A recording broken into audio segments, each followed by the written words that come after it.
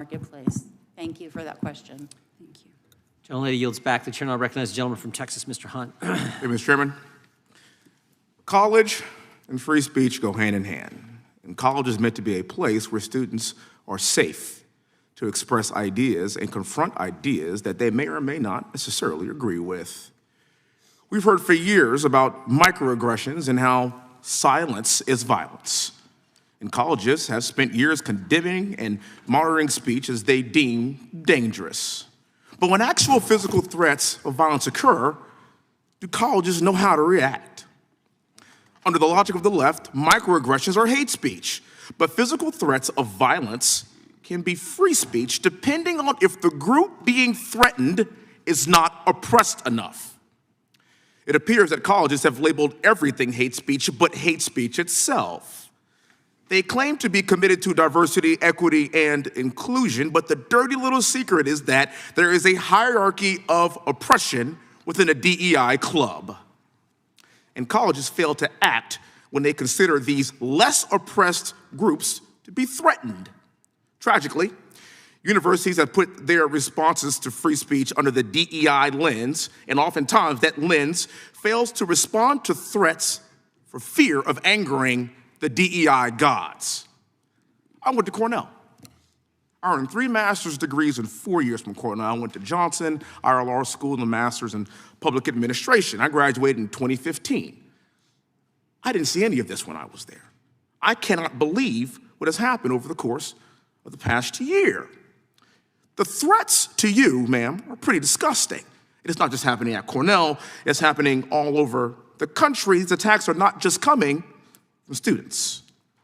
A week after the horrendous Hamas attacks on Israel on October the 7th, Cornell professor Russell Rickford said at a rally, challenged the monopoly of violence, and that terror attacks against defenseless Jews were exhilarating and energizing.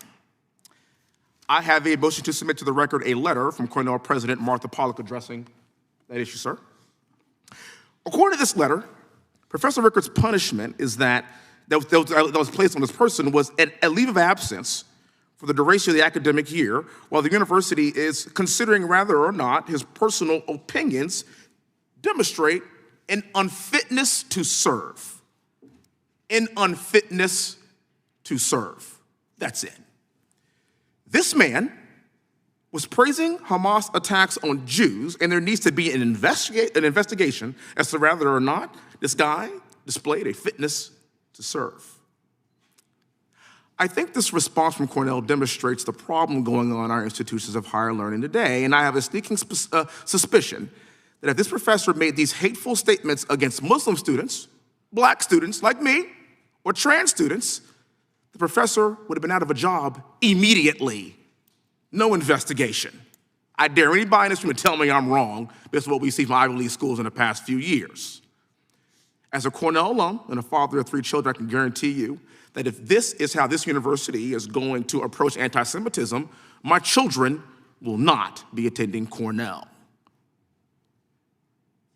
Whenever we have this kind of behavior and people don't step up and call it out for what it is, we have students that then make comments like Patrick Dye. He said, if you see a Jewish person on campus, follow them home and slit their throats. Rats need to be eliminated from Cornell. Interesting. He also said, rape and kill all the Jew women before they birth more Jewish Hitlers. I'm a combat veteran. I've seen a lot. I've heard a lot. I'm an Apache pilot, so you could imagine some of the things I've seen in combat. Hearing things like this really boils my blood because it shouldn't be happening to students like you. I've been black for my entire life. I've been as conservative probably about as long as I've been black. Ms. Jordan, thank you for being here. It's okay to be black, and you don't ever be a black conservative, and you don't ever have to put up with anybody telling you differently. This is America. I fought for these freedoms, and you have the right to think however you want to think and express it the way that you see fit without prosecution. Ma'am, thank you so much for being here. I really appreciate it. The text messages that I have gotten from my Jewish friends and colleagues that actually took me to Israel twice while I was at Cornell during Passover to learn about their culture I promised them that I would defend them. I promised them that I would defend their rights, and we will continue to do just that. We are not going to rewind this clock back to 1930, not on our watch. I really appreciate your bravery. Thank you so much for being here, and I yield back the rest of my time. Gentleman yields. The chair recognizes Ms. Ross for 5 minutes. Thank you, Mr. Chairman, and I don't know what's going on with this, but thank you to all the witnesses